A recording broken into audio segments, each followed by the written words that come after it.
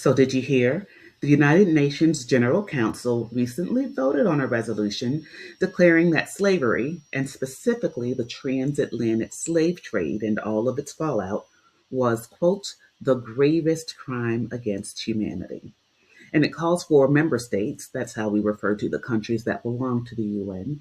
It says that they should start a dialogue for a formal apology and reparations and to return cultural items to their countries of origin.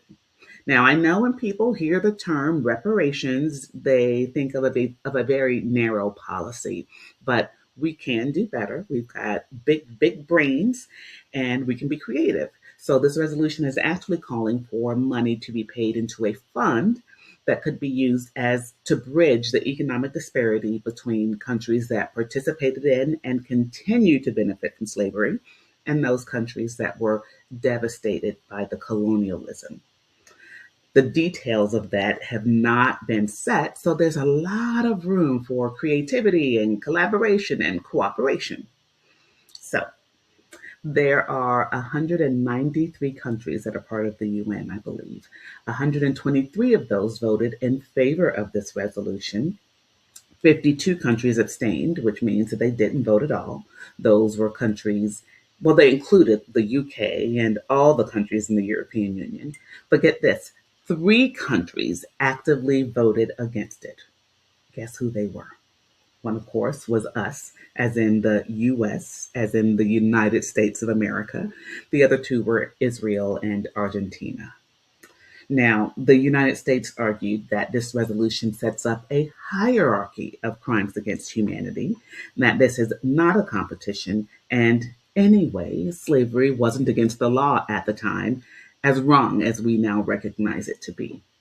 In fact, the US ambassador to the UN said, and I quote, the United States strongly objects to the cynical usage of historical wrongs as a leverage point in an attempt to reallocate modern resources to people and nations who are distantly related to the historical victims. Mm. But of course, the US has supported reparations, right? We insisted that wealthy landowners pay reparations to white indentured servants once their contracts of indenture were up. We, the US government, paid reparations to slaveholders after the Civil War for their loss of property, which of course included the humans they held in bondage.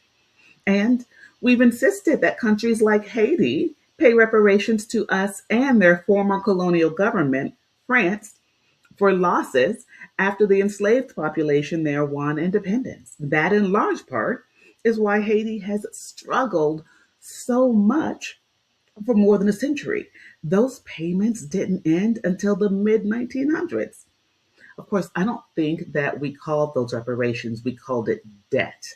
So maybe we should say that the United States and other European countries owe a debt.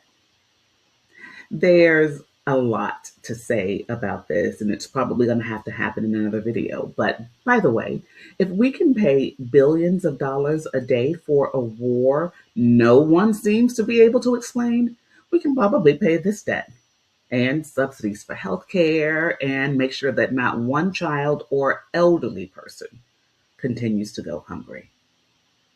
I'm just saying.